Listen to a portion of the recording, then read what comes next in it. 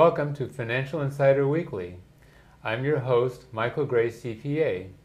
My guest today is an attorney, Jan Besson, with the law offices of Besson and Yarbrough. Right. And she's in Los Altos, California. So I want to thank you for coming today, Jan. Well, thanks for having me. You're welcome. And Jan does a lot of work in the area of MediCal planning. And so that really is our topic today, is MediCal benefits for long-term care.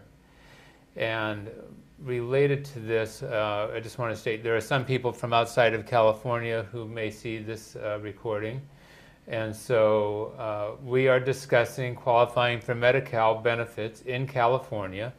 There are other types of Medicaid benefits in other states, and the rules may vary a little bit from state to state, so just be aware of that. We want you to go to your own attorney. And state specific. Right. And federal laws, state implementation. Yes. And so, again, just be aware that this is some basic information to sort of get people started, is what we're talking about today.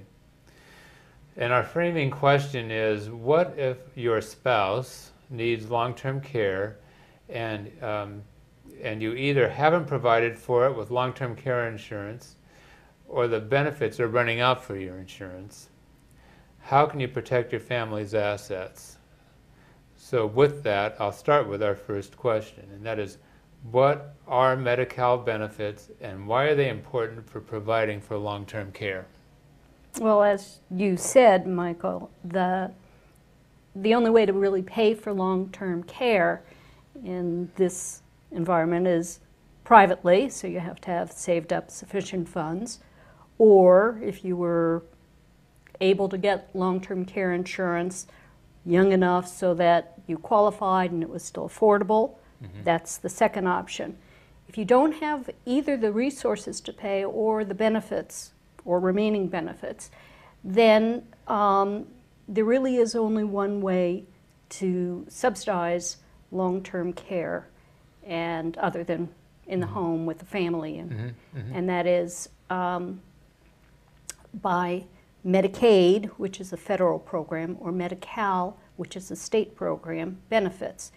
This Medicare pays a portion, or for a period of time, a portion of the care, but that runs out after about 100 days for somebody who is elderly. So that's not even a year, and some people may be there for years. Right, so. Exactly. And Yeah.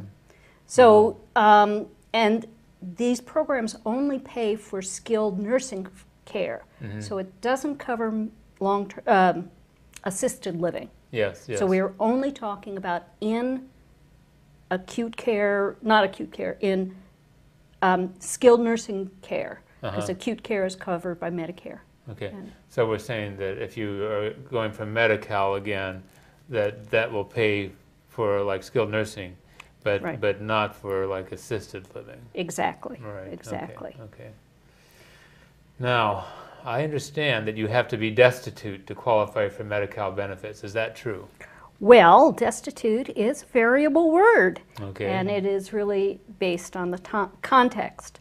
In California, the general rule is that you can have $2,000 and of non-exempt assets, but you can have unlimited amount of exempt assets, and exempt assets are items like your home, your pension plan savings, your group life insurance policies, certain annuities may be exempt. And if you're married, then you also get to keep an allotment of about $109,000 for the person who remains in the home. And we're talking about a married couple, one spouse is in the skilled nursing facility, the other spouse is at home. There is an amount. This is called your community spouse resource allowance.